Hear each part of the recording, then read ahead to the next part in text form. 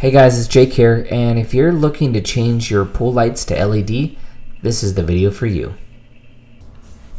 So we really enjoy the lights in the pool in the evening, but we just never use them because the two bulbs on the pool use over 1,000 watts.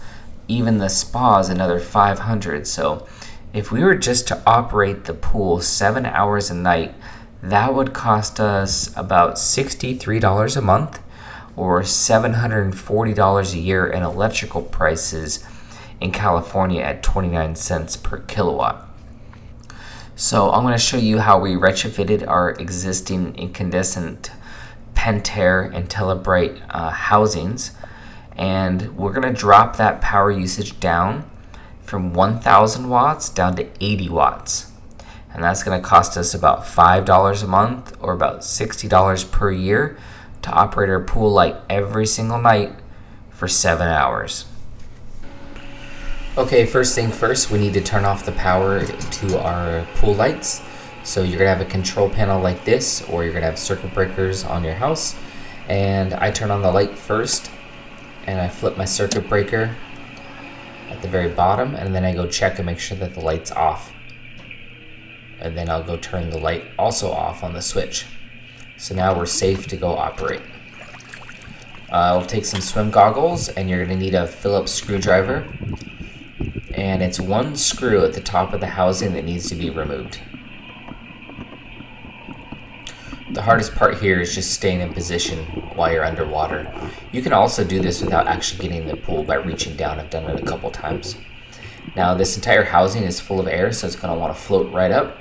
And if the pool installer did a proper job, they'll leave you plenty of extra cable to bring the light housing right up onto a towel onto the side of your pool, so you can service the light bulb inside of it.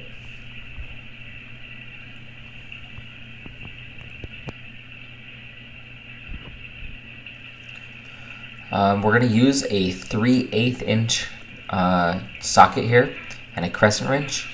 You can also use a socket wrench as well, and sometimes they're on there pretty good because they've been corroded after several years, so it just takes a lot of work to get it off the first time. And then you'll see me later in the video, I lube it up with some Vaseline so that it goes on and off easier for the next person.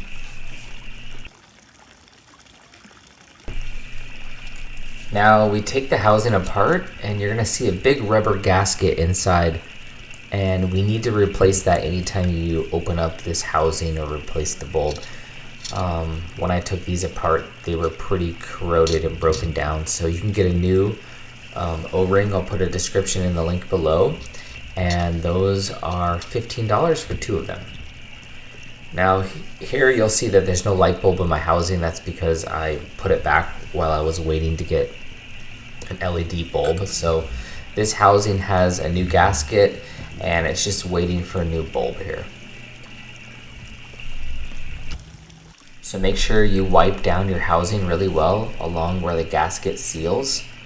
And once all that's clean and dry, you can add your LED bulb. This LED bulb was about $40. It's 40 watts and it's extremely bright. And in the next video, I review several different types of LED bulbs. This was my favorite, so check out the next video if you want to see a comparison of all the different bulb options.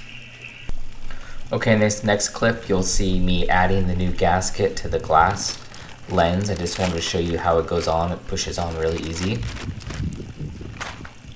This is critical to making your whole light not leak, so take your time here, make sure everything's clean and nice and dry.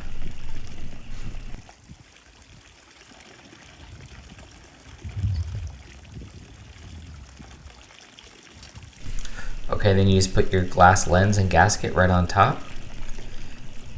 And what I found is that because the glass lens protrudes and you lay it on a flat towel, it's really hard to get the two devices to stay together. So you'll probably kind of want to roll up the towel in a concave fashion in the middle, and that'll be easier. The next tip I have for you is add a bunch of Vaseline all over these screws and bolts, and then go ahead and assemble this metal ring before you put it on the clips because it's under a lot of tension. And then we'll tighten it down further later.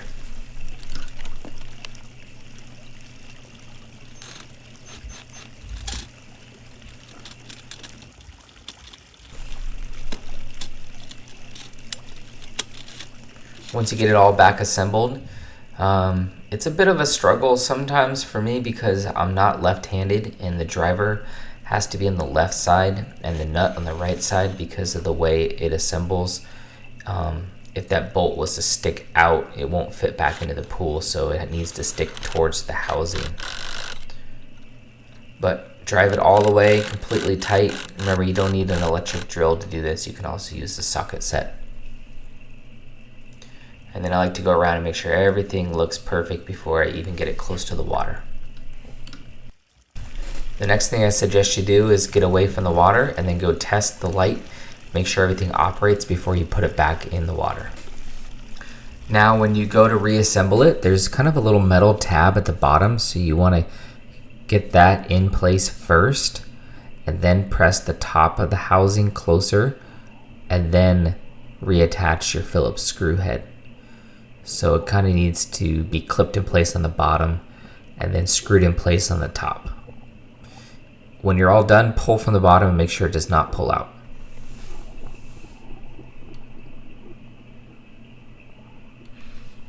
Okay, so that took us about 45 minutes, and here's a comparison. That's the original incandescent 500 watt bulb in the spa there.